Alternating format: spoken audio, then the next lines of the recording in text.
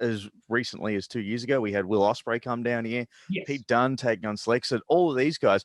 You've been in the ring with a lot of former WWE talent and other, quote unquote, well-known guys. Yes. How do you craft a match with someone like that? Like, so would you say, especially back in the day, because it's not like you can, I don't know, jump on a Zoom call with Hardcore Holly and be like, so guys, what do you want to do during the match?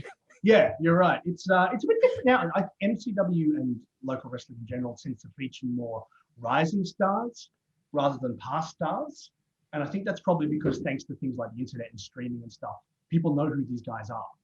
Like they have it. Like I wrestled Man Pondo in the Dragonfly Theatre, and the only fans who turned up who heard of him were juggalos and stuff, because I got a newsletter like written on paper sent out to them by ICP and stuff, and that's how they knew. Or you knew them from TV. Whereas now, Will Ospreay comes out, and all these people know him because they followed him in progress, like even pre-New Japan, which didn't really happen until after he started coming here.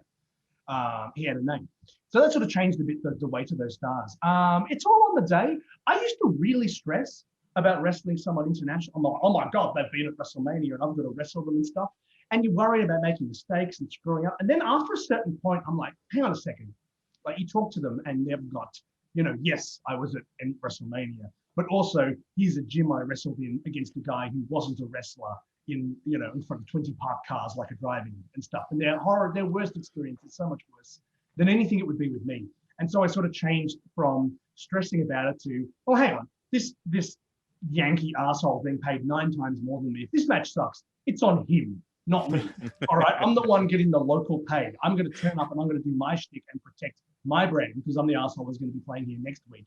He can come out and do his thing, and it's on him to make the match good. And that sort of took a lot of load off, because often you're anxious, and then I'll be standing next to like Steve Corino or something, and he'll be like so cool because he's done 1 billion matches, and so many of them have been disasters in mud shows and stuff. So they're just so relaxed. It really takes not. So that's my big thing whenever I'm counseling a youngling who's about to wrestle an international for the first time. I'm like, you are so far from the worst person they've ever wrestled, and if this guy's worth their money, they can carry you even if you have a stroke halfway through the match. You'll be fine.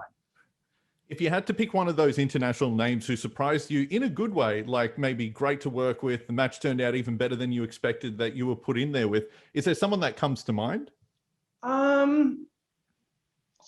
was a bit surprised by Trent Seven because I didn't know anything about him, which is a testament to my ignorance as a wrestling fan.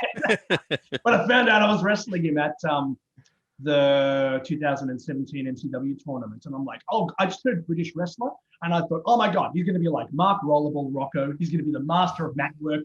I'm going to look like a stiff klutz. And then I watched him, and I'm like, oh, okay, he's 80% moustache jokes and jerking around. Cool, I can do this. This is easy. So that was pleasant. Hardcore Holly was a bit of a worry because he's a tough guy. It was weird for me because not many people, like everyone likes Hardcore Holly, but no one's like, he's my favorite wrestler. But I was like, oh my God, he was like one of my favorite guys who never made it to being world champion. So I was like totally excited. But also, he's a gruff son of a bitch. It was only a year or so after he'd duffed up that dopey kid on Tough Enough for not taking wrestling seriously enough. And when you're the hardcore guy, I'll take it back. When you're the hardcore guy, you often get put with other hardcore guys when you travel to a promotion. But the terrifying thing is their hardcore guy isn't necessarily a trained wrestler. He could be some hack who doesn't care about getting mutilated. And so I knew that was probably Hardcore Holly's experience as well.